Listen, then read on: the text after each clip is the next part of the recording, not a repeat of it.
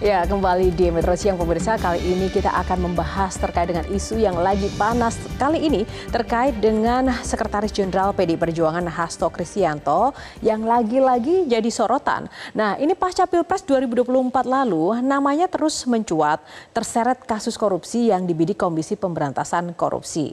Nah, banyak kemudian pertanyaan, apakah memang ini murni penanganan kasus korupsi dan kenapa juga baru saat ini Hasto kemudian diperiksa kembali setelah kasusnya pun mangkrak selama bertahun-tahun lamanya, dan apakah ini juga ada urusan terkait dengan politisasi yang kemudian juga publik kemudian mengarah pada apakah ini efek dari perpecahan antara PDI Perjuangan dengan Presiden Jokowi. Nah, kita akan lihat sejauh mana sebenarnya isu dari Hasto Kristianto dan juga keterlibatannya dalam beberapa kasus yang memang sedang dibidik oleh KPK. Yang pertama kita akan sedikit flashback pemirsa.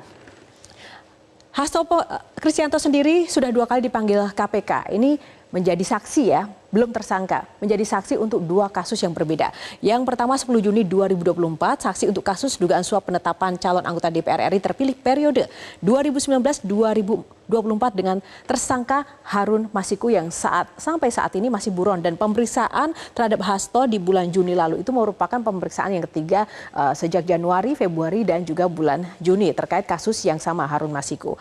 Dan selanjutnya 19 Juli kemarin hari Jumat 2024 ia pun juga dipanggil KPK untuk saksi kasus dugaan korupsi pembangunan dan perawatan jalur kereta di Direktorat Jenderal Perkeretaapian DJKA Kemenhub. Namun pada saat itu Hasto tidak bisa hadir karena sudah memiliki agenda lainnya. Nah, kita akan lihat selanjutnya untuk kasus DJKA sendiri yang baru-baru ini sedang panas atau masih hangat. Hasto ini dipanggil sebagai konsultan, bukan sebagai elit PDIP. Karena pada saat itu ketika proyek ini berlangsung beberapa tahun lalu, memang Hasto juga memiliki sebuah firm konsultan yang kemudian dia di situ menjadi konsultan terkait dengan pelaksanaan proyek perkeretaapian di wilayah Jawa, Sulawesi dan juga Sumatera. Nah, terkait jadwal pemeriksaan yang kemarin juga dilayangkan kepada Hasto itu 19 Juli 2024 pada hari Jumat. Hasto tidak hadir, ada agenda lain, dan juga timnya mengatakan bahwa surat dari KPK itu baru diterima pada Jumat pagi, dan Hasto pun sudah terlanjur untuk memiliki agenda lain, dan KPK pun akan kembali menjadwalkan ulang terkait dengan kasus DJKA. Selanjutnya dari DJKA kita kembali ke kasus Harun Masiku yang sampai saat ini juga proses pemeriksaan terkait dengan Hasto Kristianto juga belum selesai, dan rencananya bulan Juli ini juga akan ada pemanggilan kembali. Namun belum diketahui pasti kapan, karena ternyata pemanggilan itu untuk kasus yang berbeda. Nah, yang terkini pemirsa, KPK saat ini sudah mencekal 5 orang ke luar negeri.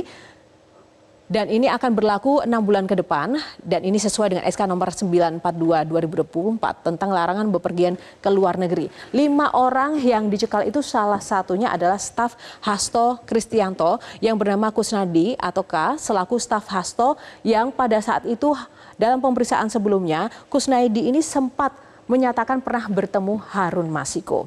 Nah, yang kedua adalah Simeon Petrus, pengacara PDI Perjuangan, Yanuar Prawira-Wasesa, pengacara PDI Perjuangan, Doni Tri Istiqomah, pengacara PDI Perjuangan, dan Dona Berisa, mantan istri Saiful Bahri, kader PDI Perjuangan. Terpidana kasus Saiful Bahri ini adalah yang dulu diduga sebagai orang dekat dari Hasto Kristianto yang menyerahkan uang suap kepada Wahyu Setiawan yang merupakan terpidana yang sudah bebas bersyarat terkait dengan kasus Harun Masiku ini. Nah, selanjutnya kita akan lihat pemirsa, dalam kasus Harun Masiku ini sebenarnya sejauh mana, sebesar apa peran dari Hasto Kristianto. Kita akan lihat Hasto Kristianto dan juga Harun Masiku adalah sama-sama politisi dari PDI Perjuangan. Semula bermula keterkaitan mereka adalah ketika caleg PDI Perjuangan Dapil Sumsel 1 Nasarudin Kemas meninggal dunia, dan KPU kemudian juga memutuskan perolehan suara Nasarudin merupakan suara mayoritas di dapil tersebut dan kemudian dialihkan ke caleg PDIP yang lainnya, yaitu Rizky Aprilia. Tapi ternyata aturan KPU tersebut mendapatkan pandangan yang berbeda dari kader PDIP Harun Masiku. Yang selanjutnya kita akan lihat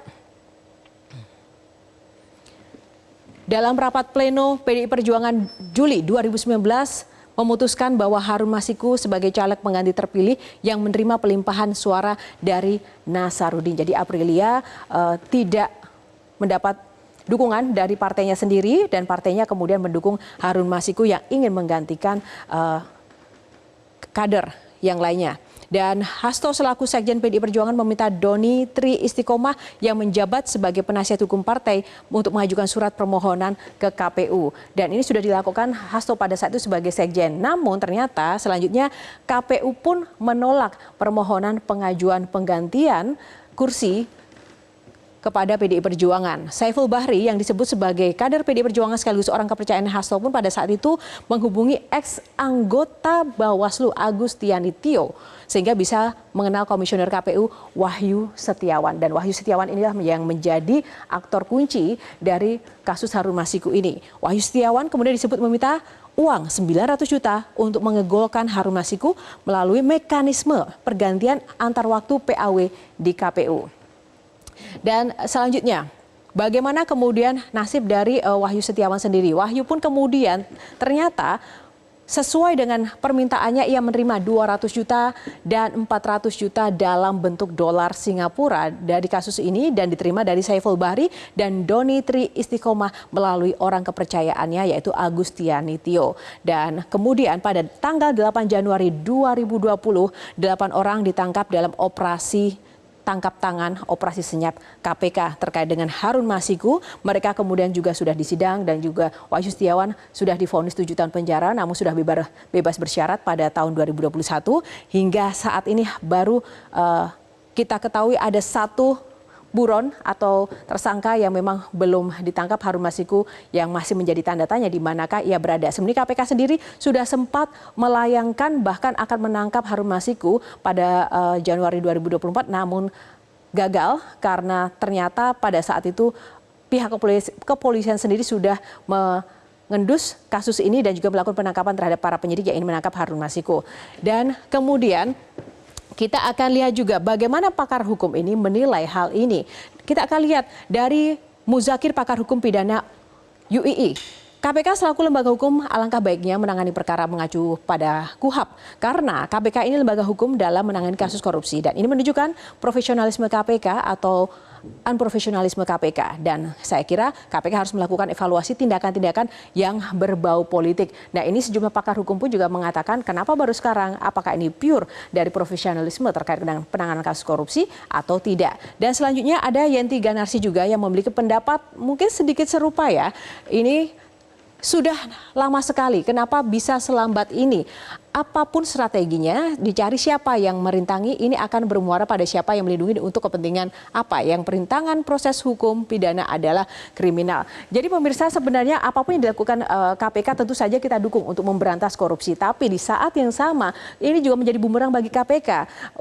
Bahwa KPK bisa saja terlihat lemah setelah sekian lama, kenapa baru sekarang kemudian mencuat lagi penanganan kasus ini. Dan kita tidak bisa membatasi atau mencegah masyarakat atau sejumlah pakar untuk menilai bahwa ini terkait dan juga sangat erat dengan isu-isu politisasi, apalagi ini jelang pilkada. Meskipun demikian, pihak Hasto Kristianto dan juga PDI Perjuangan sendiri menyatakan bahwa dirinya siap mendukung proses di KPK dan hal ini tentu saja tidak akan mengganggu proses pilkada yang akan berlangsung beberapa bulan lagi. Nah, itu pemirsa terkait dengan kasus Hasto Kristianto yang terkini update-nya untuk Anda. Dan kita akan lanjutkan, ada informasi menarik apa lainnya di Metro Siang. Jelajahi cara baru mendapatkan informasi. Download Metro TV Extend sekarang.